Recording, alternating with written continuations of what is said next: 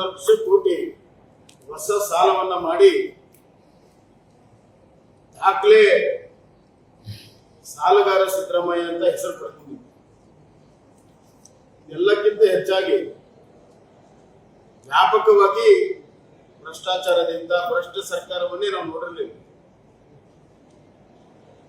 ನೀವು ಯಾವುದೇ ಕಚೇರಿಗೆ ಹೋಗಿ, ಯಾವುದೇ ಹಳ್ಳಿಯಲ್ಲಿ ನೀವು ಯಾವ್ದಾದ್ರು ನೋಂದಣಿ ಮಾಡಬೇಕಾದ್ರೆ ಅದು ಬೆಂಗಳೂರಿಗೆ ಅದು ಭ್ರಷ್ಟಾಚಾರದ ದುಡ್ಡು ಬಿಟ್ಟಬೇಕು, ಇಲ್ಲಿದ್ರೆ ನೋಂದಣಿ ಆಗಬೇಕು. ಲ್ಯಾಂಡ್ ಕನ್ವರ್ಷನ್ಗೆ ಟ್ಯಾಕ್ಸ್ ಇದು ಭ್ರಷ್ಟಾಚಾರ ಇದೆ. ದೂರದ ಹಳ್ಳಿಯಲ್ಲಿ ನಗರಗಳಲ್ಲಿ 1 ಎಕರೆ ಲ್ಯಾಂಡ್ ಚೇಂಜ್ ಆಫ್ ಲ್ಯಾಂಡ್ ಆದ್ರೆ 10 ಲಕ್ಷ ರೂಪಾಯಿ ಫಿಕ್ಸ್ ಮಾಡಿದ್ದಾರೆ.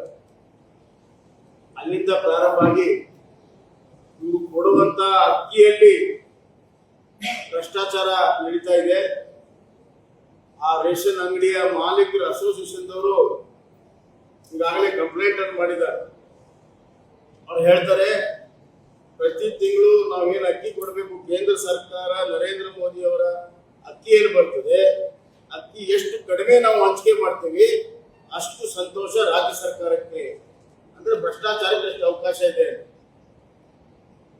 ಆಸ್ಪತ್ರೆಯಲ್ಲಿ ಔಷಧಿ ಖರೀದಿ ಭ್ರಷ್ಟಾಚಾರ ಇದೆ,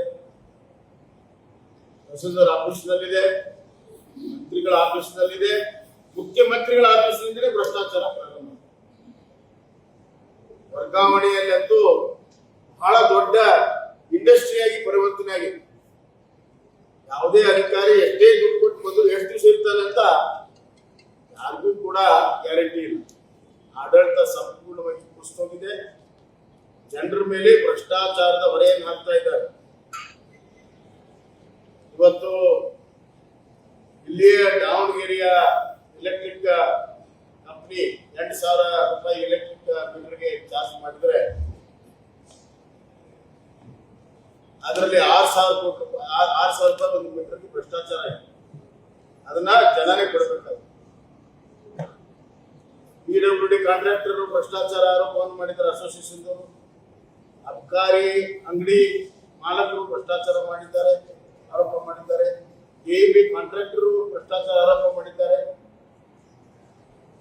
ಭ್ರಷ್ಟಾಚಾರದಿಂದ ತುಂಬಿ ತುಳುಕ್ತಾ ಇದೆ. ಅದನ್ನ ಮುಚ್ಚಿಕೊಳ್ಳಲು ಬಿಜೆಪಿ ಸರ್ಕಾರದ ಮೇಲೆ ವ್ಯರ್ಥವಾಗಿ ಆರೋಪಗಳನ್ನು ಮಾಡುವಂತಹ ಸಾಹಸವನ್ನು ಮುಖ್ಯಮಂತ್ರಿ ಮಾಡ್ತಾ ಇದ್ದಾರೆ. ಆದರೆ ಈ 3 ವರ್ಷದ ಆಡಳಿತದಲ್ಲಿ ಸಿದ್ದರಾಮಯ್ಯ ಅವರ ದುರಾಡಳಿತ ಮನೆ ಮನೆಗೆ ತಲುಪಿದೆ. ಜನ ಬದಲಾವಣೆಗಾಗಿ ಕಾಯ್ತಾ ಇದ್ದಾರೆ. ಈ ದಾವಣಗೆರೆ ಬಾಗಲಕೋಟೆಯ ಚುನಾವಣೆಯ ಫಲಿತಾಂಶ ಕಾಂಗ್ರೆಸ್ಸಿನ ಅಧಿಪತನದ ಮೊದಲನೆಯ ಹೆಜ್ಜೆ ಆಗ್ತದೆ. ಅದಕ್ಕೆ ದಾವಣಗೆರೆ ಜನ ಮತ್ತು ಬಾಗಲಕೋಟೆ ಜನ ಆಶೀರ್ವಾದ ಮಾಡ್ತಾರೆ ಅಂತ ನಮ್ಗೆ ಸಂಪೂರ್ಣವಾಗಿ ವಿಶ್ವಾಸ ಇದೆ.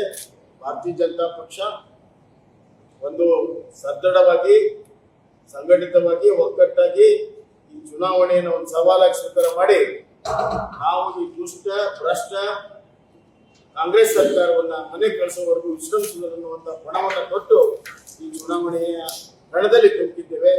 ಖಂಡಿತವಾಗೂ ಜನ ಆಶೀರ್ವಾದ ಮಾಡ್ತಾರೆ ಅಂತ ವಿಶ್ವಾಸ.